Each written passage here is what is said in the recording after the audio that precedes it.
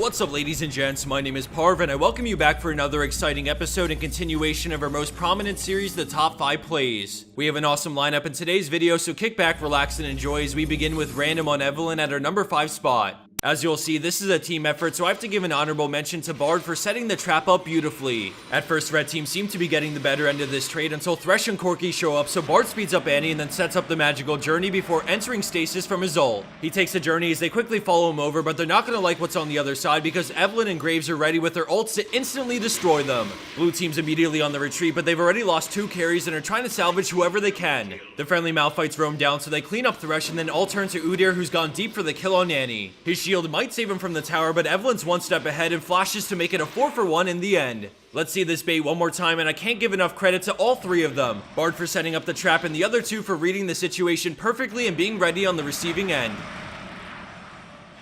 Our next play by Themblor features Quinn, who's usually a champion we don't normally see both on the Rift or in our top 5s. In the beginning, we take a look at the minimap and see Quinn's team pressuring mid as she moves to take this top inhib with Sona. The enemy team's fighting mid because they thought only Quinn was split pushing and they sent Kha'Zix to defend, but he's outnumbered and has to concede the inhib. Obviously, the downside to having a 2v1 top lane is the enemy team get a 4v3 mid lane, so they lose 2 allies and have to fall back. Quinn slips into the Fog of War because she knows Kha'Zix will go for the pink ward and then flies in with her ult, catching him mid-air and blinding him so he can't fight back, and because of the pink ward, he can't even stealth away. She has a creep wave here, so now the enemy team need to commit more players to defend the base, sending both Gangplank and Riven to deal with Themblor. As she moves in on the Nexus turrets, we see Gangplank home guard in, so Quinn backs up and blinds him in right after he eats the oranges for the takedown. Riven's queuing in, so she flashes the knockup and plays the spacing game while waiting for cooldowns. Riven makes a mad dash for Quinn, but a beautifully timed Q blinds Riven, which means no life stealing, no damage, and no chance. Quinn takes the unofficial triple, and with this pressure, she starts on the Nexus turrets when the creep wave shows up.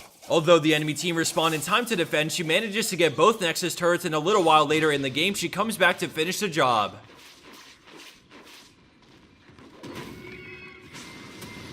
Landing in at our number 3 play, we have Cavali's on Shen in a high elo game, and for this play, we're going to start right in the action with a dive that went wrong, and now they're trying to get out alive. The enemy team have their eyes set on Vayne, and then Nidalee chucks a spear, so Vayne tumble dodges it, and then Shen starts to ult. All of a sudden, he teleports in, and he's forward, taunting all 4 of them as his team immediately responds to back him up. Although Vayne is low, she turns to auto attack while Jax flashes in to close the gap for his QE combo to stun all 4. Lastly, we have Viktor over the wall, and he's looking to provide the AoE damage between the laser and Chaos Storm. From out of nowhere, Red Team collapses beautifully to follow up Shen and instantly turn this fight into the game-winning play. Everyone was on the same page with that 4-man taunt, so props to the entire team for responding so well.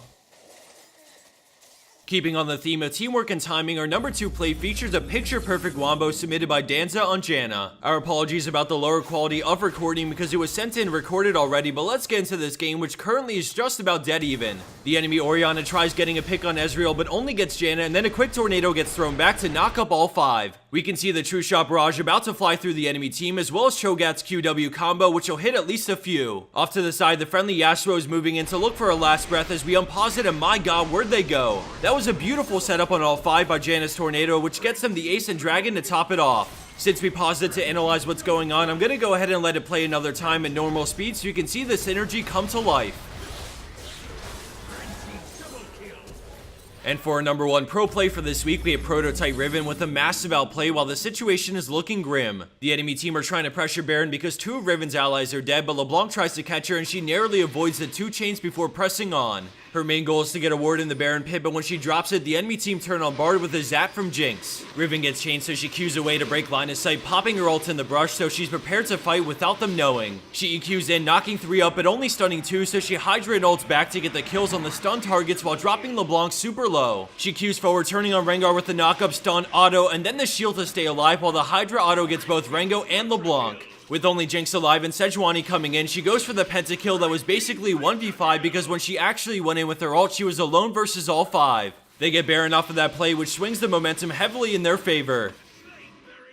And for our bonus clip of the week, we have Psy-Cut on Mordekaiser with an insanely close nail-biting 1v2. Just for those who need a little bit of refreshing on Mordekaiser's kit, keep in mind for this play that when he deals damage with his skills, a portion of the damage becomes his shield. This fight gets really close, but the kiting and shields come in so clutch, especially when Shyvana shows up, so I hope you enjoy. As the bonus plays on, I wanted to do an RP giveaway sponsored by Loot Crate for 2 different $25 RP cards. They're a major supporter of the channel, and they wanted to do something awesome for you guys, so there's no requirements to enter this giveaway. All all you have to do is comment down below and let us know your secret OP pick currently in the meta. Thanks to those who comment, and for anyone not familiar with Loot Crate, I'd highly recommend checking out their site by visiting the link in the description below. They offer a monthly service where you get shipped a box full of awesome gaming related products based off a different theme every month. To get an idea of what comes in each box, on their site they put up all their prior Loot Crates, so if you're on the fence, check out some of them before making a choice. If you end up signing up for their service, remember if you use the code POTATO1, you can get 10% off and help us out a ton. It's always exciting getting a Loot Crate in the mail, and I think it's something you guys would really enjoy, so I'll leave it at that. I hope you liked this episode of our League of Legends Top 5 Plays. Thanks for tuning in, and good luck out there with your secret OP picks on the Rift.